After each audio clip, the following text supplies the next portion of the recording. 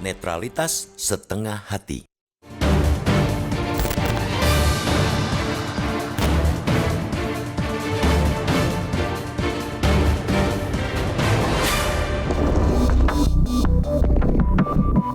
Top 2 jempol buat Hakim Mahkamah Konstitusi yang kembali meluruskan jalannya demokrasi di negeri ini.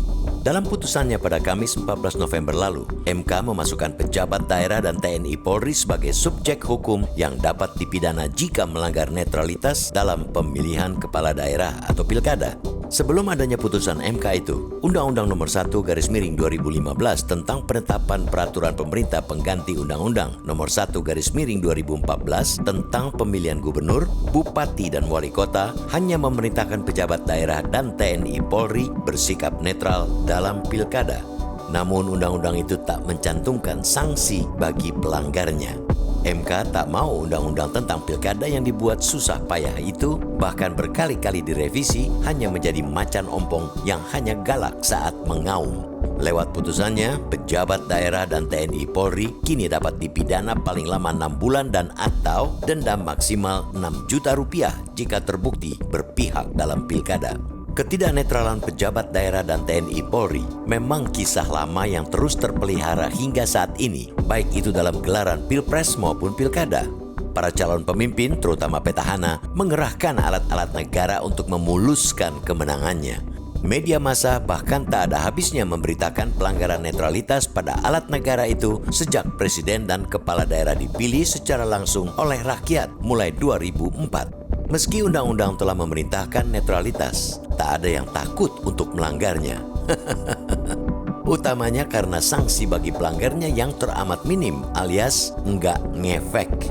Untuk menyegarkan ingatan, jelang pelaksanaan Pilpres 2024 pada Februari silam, Komisi Aparatur Sipil Negara atau KASN telah memprediksi jumlah pelanggaran netralitas ASN pada pemilu 2024 akan mencapai 10.000 kasus. Jumlah itu naik 5 kali lipat dibandingkan pada pilkada serentak pada 2020. Angka pelanggaran itu merupakan hasil hitungan matematis KASN mengacu pada pilkada 2020 yang saat itu digelar di 270 daerah.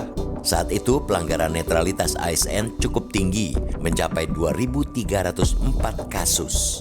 Menurut KASN, potensi pelanggaran netralitas dalam Pilkada Serentak 2024 akan lebih tinggi lagi karena digelar di 545 daerah, yakni 37 provinsi dan 508 kabupaten kota.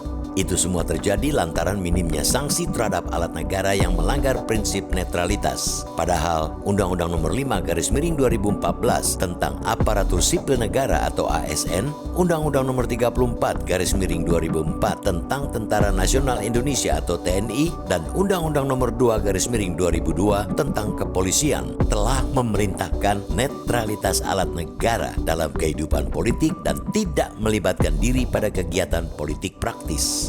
Namun apalah arti sederet peraturan itu jika sanksinya teramat minim?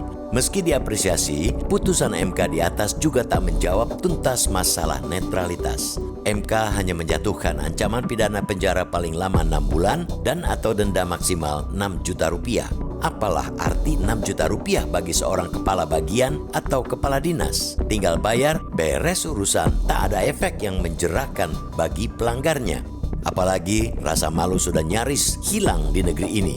Tak ada yang ragu untuk berbuat salah karena ia tak sendirian melakukannya. Putusan MK itu mestinya memprovokasi pembuat undang-undang yakni DPR dan pemerintah untuk memperbaiki undang-undang tentang pilkada. Dalam pertimbangannya, MK menilai netralitas aparatur negara baik sipil maupun militer dalam pilkada merupakan prinsip dasar untuk menjamin penyelenggaraan pemilu yang jujur dan adil. MK berpandangan dengan netralitas aparaturnya, negara dapat menjaga keadilan serta hak warga negara untuk mengikuti pilkada sesuai prinsip jujur dan adil. Mumpung baru 2 bulan menjabat, DPR dan pemerintah sebaiknya segera memperbaiki aturan pilkada demi tegaknya demokrasi yang bermartabat. Jika ditunda, keburu masuk angin karena sudah terkontaminasi gemerlapnya kekuasaan.